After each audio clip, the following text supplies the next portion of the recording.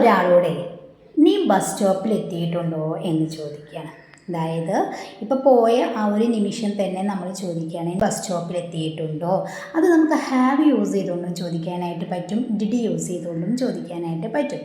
അപ്പോൾ have use ചെയ്തുകൊണ്ട് എങ്ങനെ ചോദിക്കുക? നീ ബസ് സ്റ്റോപ്പിലെത്തിയോ, അല്ലെങ്കിൽ നീ ബസ് സ്റ്റോപ്പിലെത്തിയിട്ടുണ്ടോ. Have you reached the bus stop. Have you reached the bus stop. നീ ബസ് സ്റ്റോപ്പിലെത്തിയിട്ടുണ്ടോ. ഇനി ചോദിക്കുകയാണ് നീ bus സ്റ്റോപ്പിലെത്തിയോ.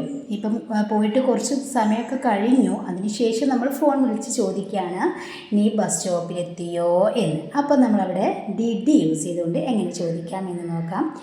Did you reach the bus stop. അവിടെ റീച്ച് എന്നാണ് പറയേണ്ടത്. ഹാവ് യൂസ് ചെയ്യുമ്പോൾ റീച്ച്ഡ് എന്നാണ് പറയേണ്ടത്. അപ്പം did you reach the bus stop. നീ ബസ് സ്റ്റോപ്പിൽ എത്തിയോ. ഇനി ഞാൻ ബസ് സ്റ്റോപ്പിലാണ് എന്നെങ്ങനെ പറയാം?